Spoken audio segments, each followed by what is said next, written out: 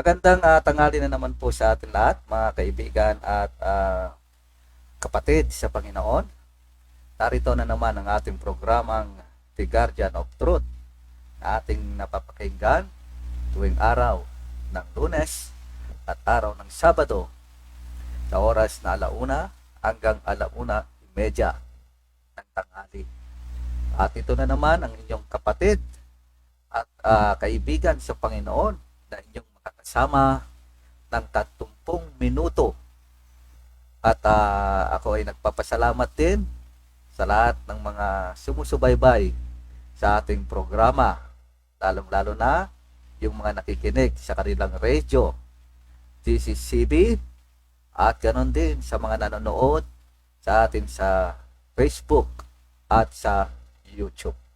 At maraming salamat din sa mga elders natin ng Metro Tuguegarao Church of Christ, kay kapatid na Rodi Gumpad, kapatid na Flor Constantino, at kapatid na Lino Daraway, ang mga elders na nagbigay pahintulot sa atin upang tayo ay makapag-ngaral dito sa DCCB. At syempre, bago po tayo tumako sa ating pag-aaral, nais ko munang batiin ang lahat ng mga kapatiran na siyang sumusubaybay sa ating programa. Una, binabati natin ang mga kapatid natin dito sa Tuguegarao, dito sa Cagayan, at kung saan man nakakarating ang signal ng ating DCCB, ay binabati ko kayong lahat ng magandang tanghali, naimbag nga aldaw yu amin, nakasta nga umano ngamin, at good afternoon sa lahat. Okay? And syempre binabati din natin ng magandang tanghali ang ating kapatid na si Sister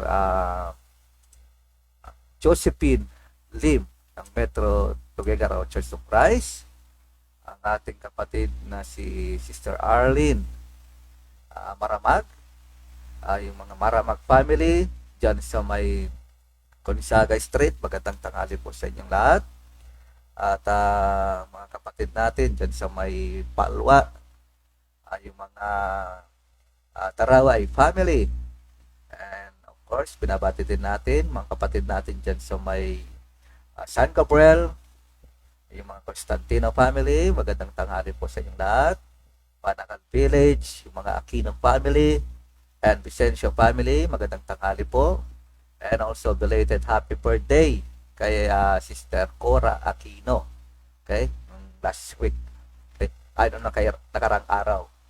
And of course, binabati din natin ng magandang tanghali ang lahat ng mga kaanib ng iglesia lokal ng Metro Tuguegarao Church of Christ, at ganun din yung mga nagbibigay sa atin ng emoticons, likes or heart dyan po sa ating Facebook. Okay?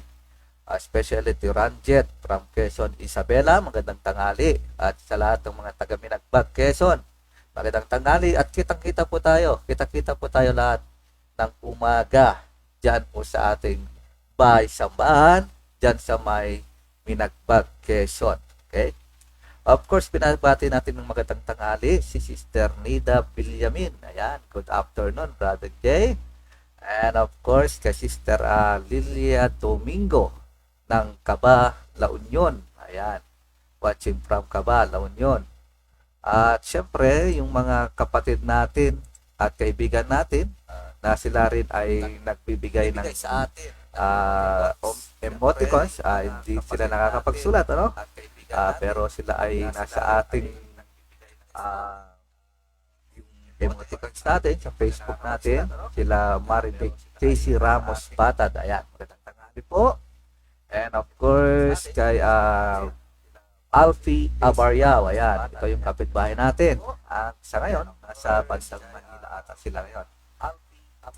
And of course, si Brother Manny de la Cruz, Father ng Lingo, Solana, magandang tanghali. At sa lahat ng mga nasa Lingo, kapatid dyan, kung saan nagtuturo si kapatid na Robert Francis. Magandang tanghali po sa inyong lahat. At sa lahat din po ng mga preachers na kasama po natin sa pangangaral ng Ebanghelyo ng Panginoon dito sa Region 2. Magandang tanghali po sa inyong lahat. And of course, yung mga preachers sa lahat ng region sa buong Pilipinas na sila po ay nakikiisa sa ating gawain. Binabati ko rin po kayo ng magandang tanghali po sa inyong lahat. At magandang tanghali din kay Sister Mary Ann Panopio Gumiran. Ayan, good afternoon bro. And of course mga kapatid, yung mga tawag ito, yung mga nagtatanong din kung nagtatanong din ng mga ating mga kung saan tayo nakikipagsamba, sa ano po tayo? Minagbag, Quezon, Isabela. Okay? Salamat sa mga nagtatanong. Minagbag po tayo, ano? And then dito tayo nakatira sa Tuguegarao, tabi po mismo ng Metro Tuguegarao Church Building. Okay? At syempre sa umaga nandun po tayo sa Minagbag, Quezon, Isabela para sa ating preaching.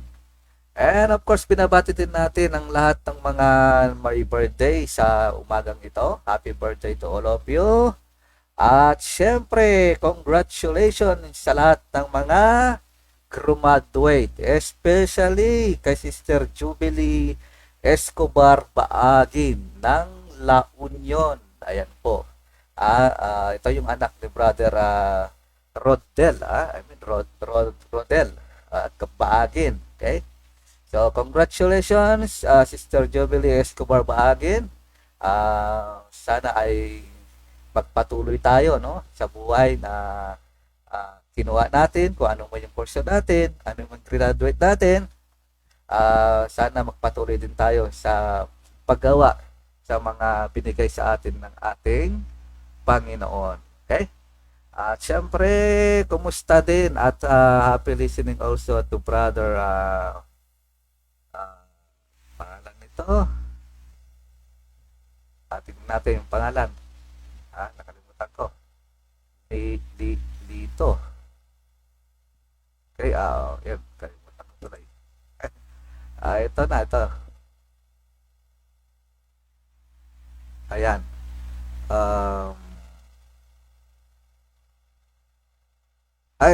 Siya nga pala, salamat sa mga nag-share sa ating sa ating Facebook. Maraming salamat sa mga nag-share.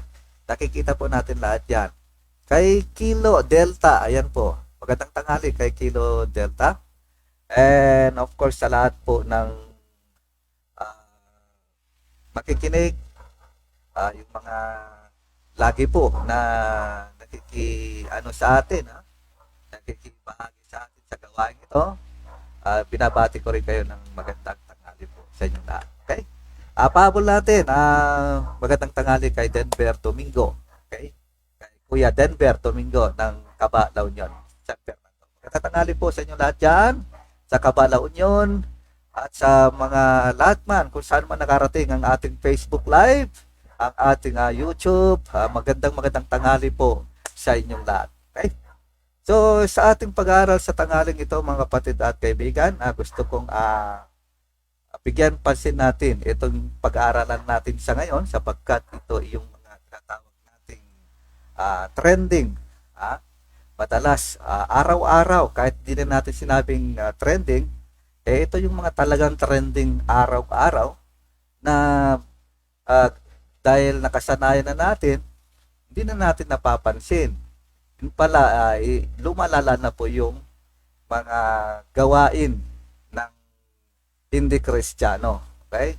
So, ang Kristiyano, nakatira sa mundong ibabaw at nakikisalamuha sa gawain ng sanglibutan at dahilan sa mga trending o yung mga bagay-bagay na nasa sanlibutan, kadalasan ng Kristiyano ay nakikigawa na rin ng mga gawain ito. Okay?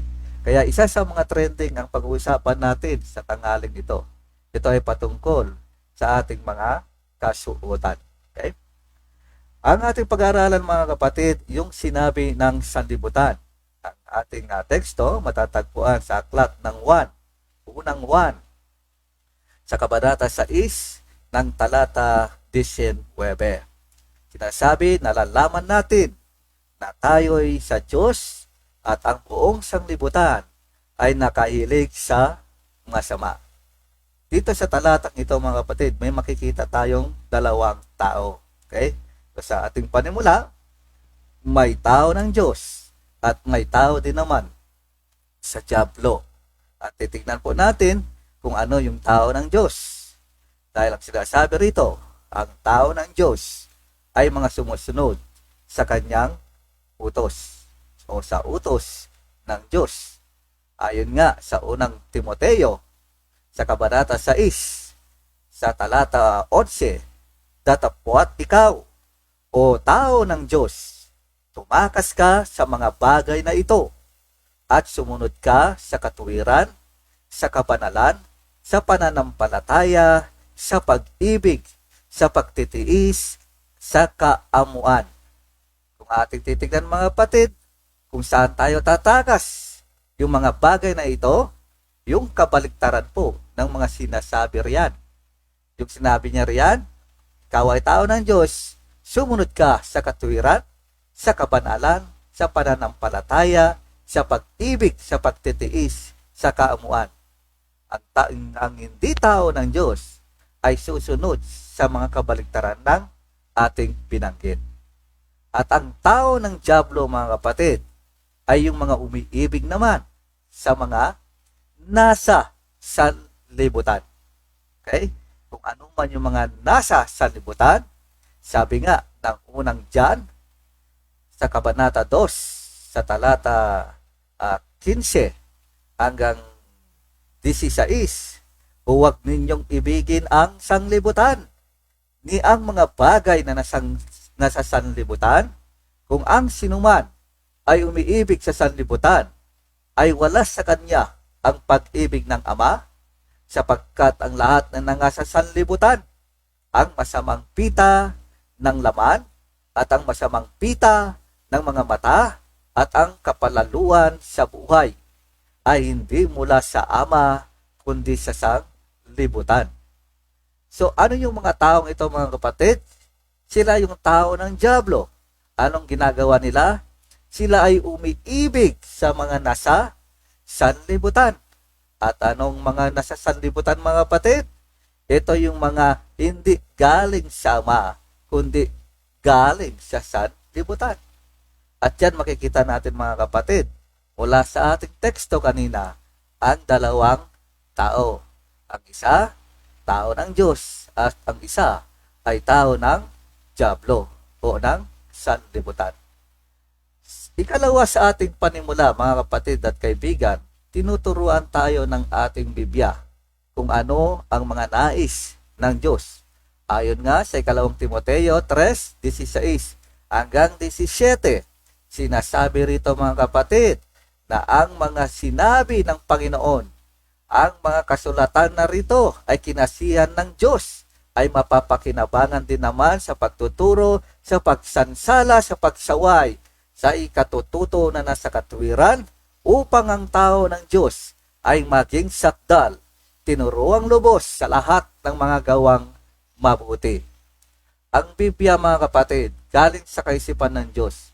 Ito ay nais nang ipabasa sa tao upang sabihin sa atin kung ano ang dapat po nating gawin.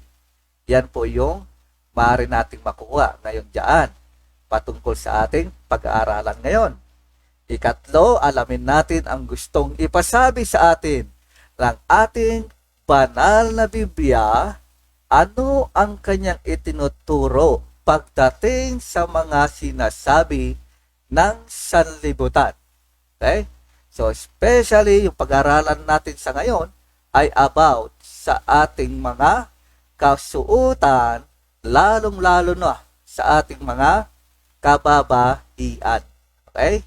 So, sa ngayon mga kapatid, pag-aaralan natin yung sinasabi ng banal na aklat patungkol sa kasuutan ng mga kababaihan. Pero ang topic ang title po ng ating pag-aaralan, ito yung sinabi ng sanlibutan. Dahil gusto kong i-drive yung pag-iisip, hindi dahil sa kasuotan, kundi mula sa salita o sa bibig ng sanlibutan. Okay? So doon nag-i-start doon. At doon natin sisirain. Okay? Mula sa bibig na yan, doon nating sisirain. So, ang sinabi ng sanlibutan mga kapatid, ito. Ang sabi ng sanlibutan, ito ang uso. Ano ang uso? Ang mahiwagang damit. Okay? Gaya ng sinabi ko kanina mga kapatid, ang pag-uusapan natin ay patungkol sa tinatawag na mahiwagang damit. Okay? So, sorry, hindi ko na ilagay sa ating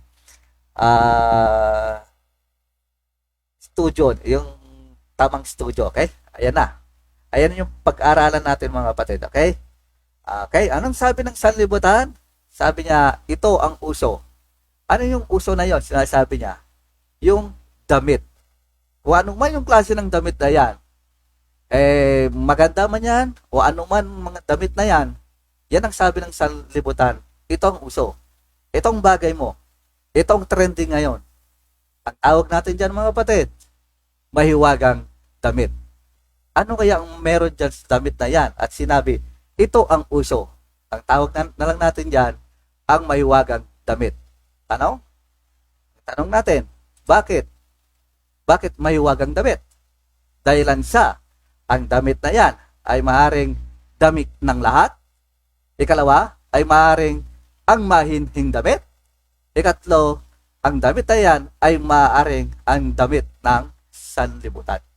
So, pag-aralan po natin mga kapatid, ang tatlong ito. Unahin natin, ang damit ng lahat. Ang damit ng lahat, meron tayong kasabihan mga kapatid. Ang kay Adan ay kay Adan at ang kay Eva ay kay Eva. Okay? Hindi niya sinabi ang kay Adan at ay kay Steve. At hindi niya sinabi kay Eva ay kay Maria. Okay? Ang sinabi kung ano ang kay Adan, yun din ang kay Adan. Kung ano ang kay Eva, kay Eva. Pero pinag-uusapan natin dito patungkol sa damit. Okay? Ang sinabi rito, ang damit ni Adan ay kay Adan. At ang damit ni Eva ay kay Eva. So napakalinaw mga kapatid, simple lang. Kung damit ni Adan kay Adan, huwag mong ibigay kay Eva.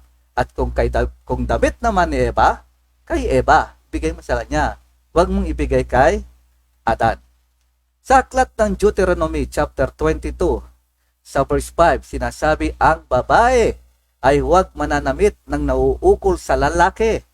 Ni ang lalaki ay magsusuot ng pananamit ng babae, sapagkat sinumang gumagawa ng mga bagay na ito ay karumal-dumal sa Panginoon mong Diyos. Okay? So, dito sa talata mga kapatid, napakalinaw yung sinabi. Una, ang damit pang babae ay sa babae.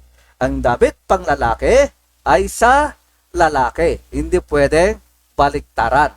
Hindi niya sinabi, ang damit pang babae ay pwedeng isuot ni lalaki at ang damit pang lalaki ay maaring isuot din ni babae.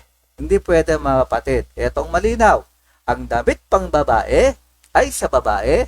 Ang damit pang lalaki ay sa lalaki. Dahil pag sisirain natin yan, ang sabi ng talata, karumal-dumal sa Panginoong Diyos. Okay? Ang paggawa ng mga damit ay upang malaman. Ang paggawa ng mga damit ay upang malaman natin na ang mga damit pang lalaki ay sa lalaki at ang mga damit pang babae ay sa mga babae. Kaya nga may gumagawa mga kapatid eh. So anong ginagawa nila?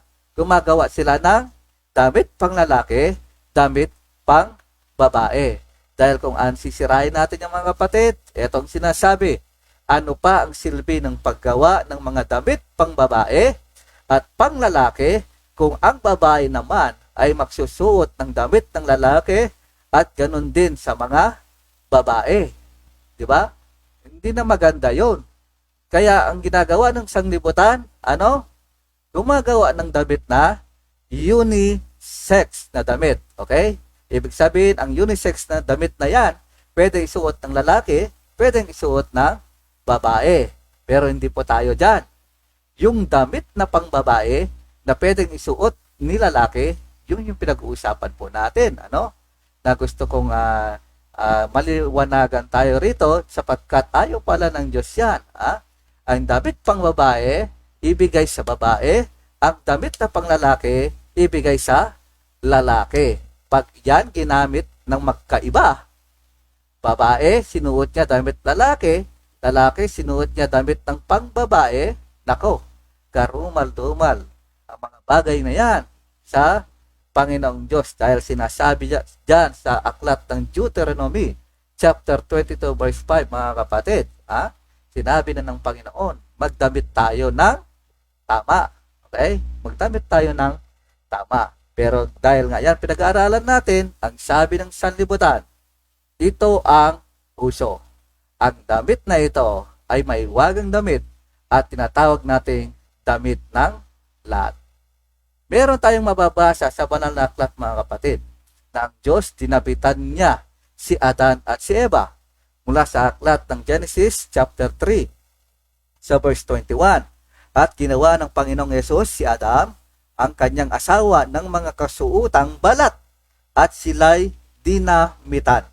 Ang tanong natin dito mga kapatid, hindi natin alam kung anong ginawa ng Diyos na damit, kung ito ay maiksi o mahaba. Okay? Hindi natin alam yan. Pero maintindihan natin kung tayo ay babalik sa talata ng Genesis chapter 3 doon sa verse 7 na sinasabi roon, at natilat kapuwa ang kanilang mga mata at kanilang nakilalang sila'y mga hubad. Sinong mga to? Si Adan at si Eva. Aba, nakahubad pala kami. Wala pala tayong saplot. So anong ginawa nila? Si Adan at si Eva at sila'y tumahi ng mga dahon ng puno ng igos at kanilang ginawang panapi. Ano yung panapi? Pantapal. So tinapalan lang mga kapatid kung ano yung alam nilang nakakaya. Pero may problema tayo rito mga kapatid sa ginawa ng dalawang taong ito, ni Adan at Eva. Ano yun? Ano yung damit na yun? May kulang. Ayan. Ano yung problema mga kapatid? Ayan. Hindi natatakpan ang dapat na matakpan. Yun ang problema natin mga kapatid. Hindi natatakpan ang dapat matakpan. Kaya nga ang ating Panginoon ay gumawa ng damit para sa kanila sa Genesis chapter 3 sa verse 21. Okay? At pero sinasabi rin ng banal na aklat mga kapatid mula sa aklat ng Proverbio 31 patungkol sa isang virtuous woman o mabait na babae o yung babae na napakagandang pakasalan, klase ng babae na hinahanap ng mga lalaki. Ito, sinasabi niya nga sa Proverbs chapter 31 verse 22 kung anong kasuutan meron ang babaeng ito sa Proverbio 31. Sabi niya sa 22, gumagawa siya sa ganang kanya ng mga unang may burda. Ang kanyang pananamit ay mainam na kayong lino at ng kayong kulay berde. Kung pupunta tayo sa wikang English mga kapatid, nandun yung salita na gusto natin. Yung babae, gumawa siya ng cover sa kanyang sarili. Okay? So, sinasabi riyan mga kapatid na mahalaga yung katawan ng babae. Kaya ang ginagawa niya, tinatakpan niya yan. Okay? Tinatakpan niya. Bagamat si Adan at si Eva, nung sila ay hubad, tinakpan nga nila. Pero ang tinakpan lang nila, yung mga parte na alam nilang nakakaya. Pero ang Diyos nagturo sa kanila, hindi lang ganyan. Kaya gumawa siya ng damit ng dalawang ito. Okay? So, tinakpan niya pa rin. So, hindi sapat yung damit na ginawa ni Adan at ni Eva. Sa makatuwid, hindi sapat ang pagtatakip lamang sa mga bagay na meron sa ating katawan na nakakaiya. Okay? So, takpan lahat yan. Gaano katakip, mga kapatid? Gaano yung kumbaga, papaano yun? Siyempre, yung kung ano yung ginawa ng Diyos. Okay? Tinakpan niya lahat. Gaya ng sa verse 22. lahat tinakpan niya yung dapat takpan, okay? Lahat ng mga tinakpan niya. Mamaya maintindihan natin kung bakit ganon. Kulang na lang mag-jacket na lang yung mga babae, di ba? Kulang na lang ganon. Pero malalaman natin mamaya mga kapatid. Maano natin yan, okay? Kumbaga mga kapatid, kung minsan kasi yung mga mata natin ay parang mga scanner eyes, di ba? Parang laser. Nakadamit na nga yung tao, kahit nakadamit, naka-jacket, kung may malisyoso pa rin pumapasok sa kanyang isipan, para sa kanya, yung mga lalaking ganyan ay nakikita pa rin nila, okay? Nakakagawa pa rin sila ng kamilagruan sa kanilang pag-iisip. Gaya ng makikita natin sa aklat ng Mateo 5. Mateo 5 sa talata 21. Datapwat sinasabi ko sa inyo na ang bawat tumingin sa isang babae na taglay ang masamang hangat ay nagkakasala na ang pangangalo niya sa kanyang puso. Okay? Hindi pa niya nakita ng buong buo, ng pisikal, yung tinitignan niya. Pero anong ginagawa niya? Ay nako, naka-scanner eyes nga. Kumbaga, yung mata niya, wala nang takip yung mga nakikita niya. Okay? Nag-i-imagine na siya. Kaya nga sinabi sa talata mga kapatid, ay siya ay nakakasala niya sa kanyang sarili. Okay? So, bakit may mga taong ganito? Isa sa mga rason mga kapatid kung bakit meron tayong mga scanner eyes o ganitong klase ng mata ay sapagkat binibigyan natin na yung mga ibang tao ng mga butas upang tayo ay masilipan. Ano yun? Siyempre, kung ang damit natin mga kapatid ay kumbaga parang takip na parang Maria Clara yung pananamit natin, may makikita pa ba sila? Wala. Pero ikaw nagbibigay ng butas, kaya kung ikaw ay lumabas, papunta sa SM, ang suot mo, nakikita yung tiyan mo, binibigyan mo sila ng pagkakataon ng magkasala sa'yo. Anong ginagawa mo? Ikaw ay lumalabas, punta ng SM, naka-short lang, tapos yung short natin, o minsan ay talagang kumakapit pa, di ba? Ay, syempre, yan ang sasabihin ng sanlibutan sa'yo. Ito ang puso. Pero yan bang sinabi ng Diyos? Hindi. Ang sinabi nga ng Diyos sa Matthew chapter 5 verse 21, binalaan na tayo. Yung lalaki may nakita kasi. Kaya nga sinabi niya, nakakasalang taong yan kahit di pa niya ginagalaw yung babae. Basta tinitignan niya na parang scanner yung babae, siya ay gumagawa ng kasalanan sa kanyang puso. Sa makatuwid mga kapatid, napakalinaw na siguro hindi tayo magkakaganyan kung ating tatakpan mabuti ang yung mga dapat na hindi makita. Okay? Maaring ganon o maaring ganon siguro na maganda yung ganon kaysa yung may mga nakikita tayo, di ba? Siguro mas maiwasan pa natin. Okay? So hindi naman lahat mga kapatid, kaya nga ng sinabi ko kanina, kahit naka-jacket, ginagawan pa natin ng paraan. Right? Pero at least nagawa mo na yung sinasabi ng Panginoon na ito yung wasto, ito yung tama na dapat nating pananamit. Okay? Kalawa mga kapatid, bilisan po natin, wala po tayong oras. Ang pag-aaralan naman natin ngayon ang mainhing damit. Ito yung kailangan natin mga kapatid. Ito yung sinasabi ng Panginoon. Sa aklat ng unang Timoteo, sa Kabanata 2, sa talata 9 hanggang 10. Ayan, sinasabi niya riyan mga kapatid, na ang babae ay gumayak ng tamang damit. Yung hindi malaginto, hindi malaguskusin, o kung malaginto man o malaguskusin man ng damit na yan, basta yung tamang damit. Okay? Ano yung tamang damit? Yung gusto ng Panginoon na matakpan yung mahalaga sa iyo. Okay? Ang damit ng isang babae ay lumalarawan sa babaeng banal. Okay? Sa damit mo, kung nagdamit ka ng tama, parang pinapakita mo na banal yung nasa loob mo, di ba? Banal yung klase ng babae mo, di ba? Ayaw mong ipakita dahil alam mong mahalaga ang mga bagay na yan, okay? Pangatlo mga kapatid, ang damit ng sanglibutan, okay? Ano naman tong damit ng sanglibutan mga kapatid? Ito yung nakikita natin na panlabas, okay? Kaya nga sinasabi, ang kagandahan ay makikita sa loob, wala sa labas. Unang Pedro, sa talata 3 and 4, sa kabanata 3, sinasabi, huwag sa labas ang kanilang pagkayak, na gaya ng pagpapahiyas ng buhok at pagsusuot ng mga iyas na ginto o pagbibihis ng maringal na damit, kundi ang pagkataong nagtatago sa puso na may damit na walang kasiraan ng espiritong maamo at payapa na may malaking halaga sa paningin ng Diyos. Hindi inaalala ng Diyos kung anong iyong suot. Ito man ang suot mo ay pinakamahal, madaming brilyantes na hindi nababasa, hindi ka pinapawisan kasi may electric fan sa loob ng damit. Aba, meron na ngayon yan mga kapatid, May damit na tayo na pinapauso ngayon na may electric fan sa loob. Hindi ka napapawisan yan. Pero ito gaya ng sinasabi ng pag pinag-aaralan natin mga kapatid, hindi yan ang tinitignan ng Diyos, kundi ang iyong puso. Yung nilalaman ng puso mo, walang halaga ang mga magagandang damit kung madumi naman ang ating mga puso. Okay? Ang kagandahan ay makikita sa loob. Okay? Magdamit ka ng tama.